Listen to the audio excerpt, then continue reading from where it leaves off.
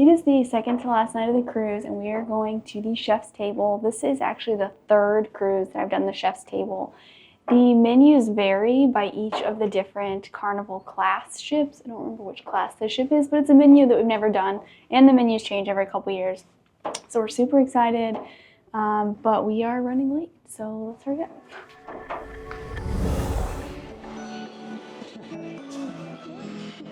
Would anybody like to take a wild guess? How many men and women work in this uniform? 82.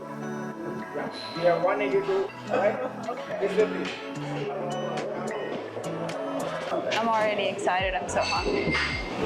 We've been wondering where exactly the chef's table is going to be because the other ones have been in the nightclub. There's not really a true nightclub on this ship, but there's a table set up, so we're going to be eating dinner in the kitchen, which is kind of cool.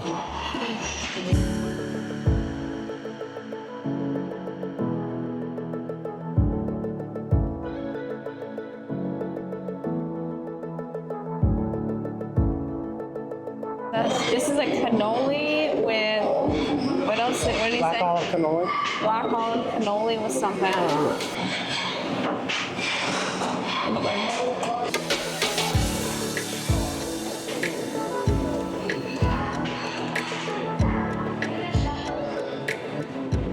No, what is it?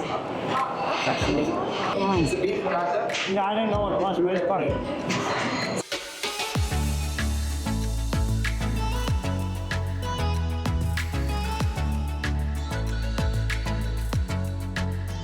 This one's just so beautiful. I don't really want to break it,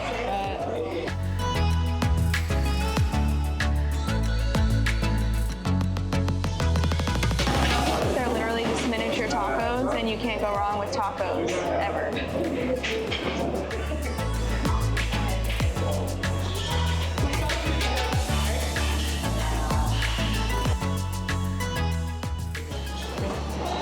So typically the first half of the chef's table, or not the first half, the first quarter of the chef's table is like a happy hour where you go and get a few small bites and then you come sit at the table. So this is the main event.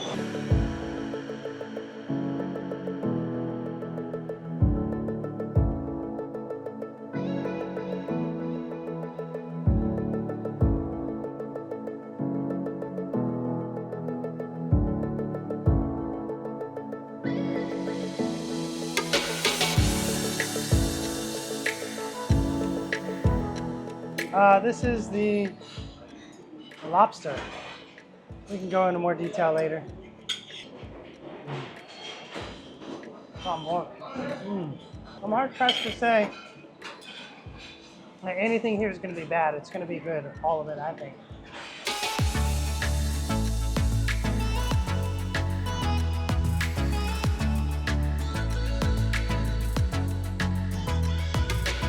I've been most excited for this dish. I saw goat cheese and instantly knew I was gonna love it. So, and it's beautiful.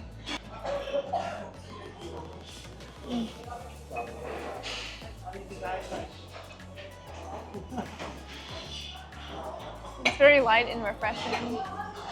It's good.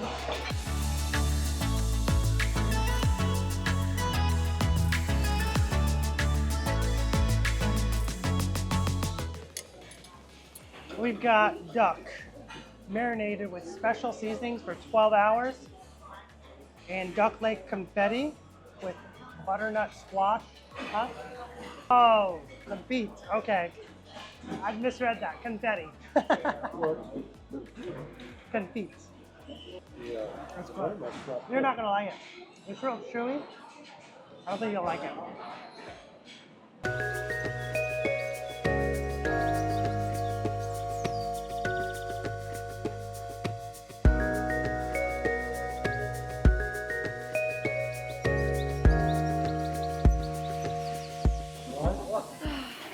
I just have a love of sauces, and we got 2 on one dish. I don't know what to say about it. It's delicious.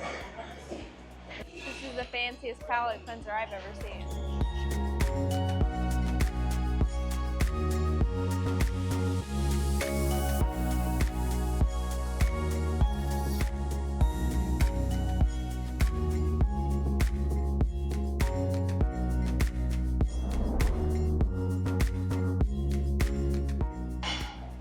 3 different lambs. That was the herb crusted loin with the chimichurri. It's delicious. Magic. I'm gonna make it disappear at the count of 3. 1, 2, 3.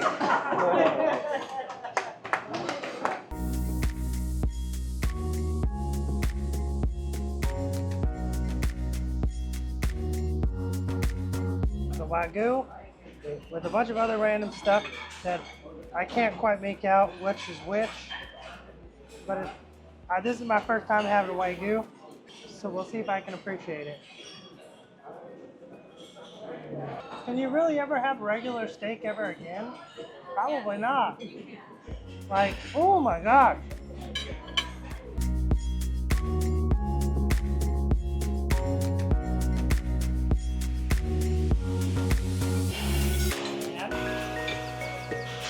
It's good. It's a different texture than I thought it would be.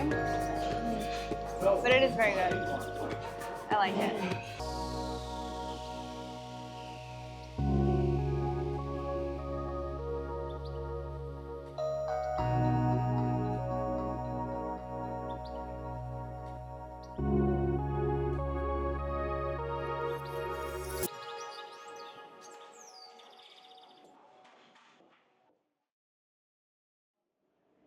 So after our chef's table, we were pretty tired. We went back to bed, but now we're gonna kind of like talk about it a little bit.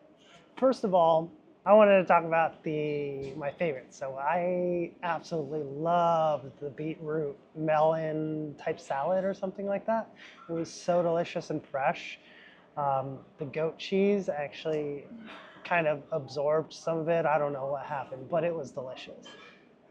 The second thing was out of like the 3 lambs, the roasted lamb was so delicious. I did not want to stop chewing. I just wanted to keep it in my mouth all night. I think it was the lamb loin. Was it the lamb loin? Yeah, it was lamb loin. Either way, the lamb was delicious. And then I've never had Wagyu steak, and this is the first time I've had it. So delicious, so beautiful. I don't know. Like I said earlier, I don't know how people can eat regular steak after having that. I guess their wallet prevents them from doing that. Yeah, we had some similar favorites. I'm not a huge fan of the Wagyu, whatever, because it's more fatty, and I'm not a huge fan of fatty steaks, so I prefer like a really nice filet mignon to that. It was still good though. But the beetroot and the goat cheese and melon were on point. Like the goat cheese was what made it. I absolutely love goat cheese. I knew I was gonna love that dish, and it didn't disappoint. It's fantastic. And then the lamb loin was one of my favorites as well. It was so good. It had a really nice chimichurri with it, herb crusted. It was so good. I'm using my hand. It was so good though. Oh, it was And so good. It's like they do on the Venezia. So good. So good. But the desserts as well were really good. I had, I guess, 3 favorites. So there was a palate cleanser. I don't think it was supposed to be a dessert. It was supposed to be a palate cleanser, but it was a sorbet, like an yuzu sorbet with, it was so delicious in the middle of the meal. So good. I would count it as a dessert. Yeah. And then they did like a little melon drop thing that had like a banana cream and then like a red wine port cream something on it as well. No, yeah, it was really, really good. I don't know exactly what it was. It was second from the last. It was like a little green thing that you put a picture while I'm talking about it. Long So story. good. And the last thing that I really, really loved was the mango passion fruit ravioli. It was absolutely delicious. It was on the final 4 desserts, but it was so good.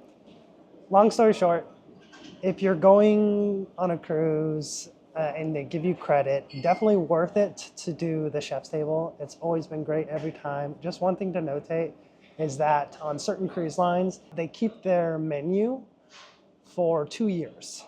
So they change, like every cruise line, they change their chef's table menu every 2 years. So you want to keep an eye on that, make sure you're not repeating or getting the same one.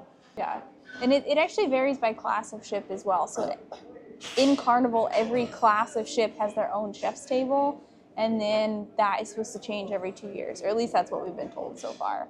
But you know, these were just our favorites. Literally everything we ate was super delicious. Like, I can't say anything bad, really, about any of it. It was so good. We didn't pay anything for it because we had onboard credit, which I guess some would argue maybe we sort of paid for it.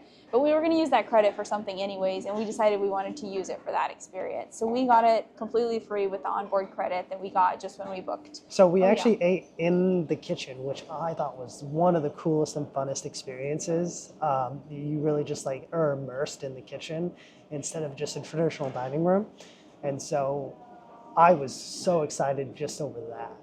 Yeah, our last two we ate in what was the nightclub, and then this one we were in the galley, and we heard them talking that there's certain classes of ships that they eat in the galley. And there's positives and negatives to it. It was really, really cool because we could watch them making our food that was right behind us, so we'd get super pumped for it when it came out. But at the same time, it was really loud. So I think Aaron prefers the galley. I kind of preferred it being like more private in the nightclub. So it's all up to preferences. It's great regardless. So that was our chef's table on the Carnival Venezia in, what month is this? February 2024. 2024. And see.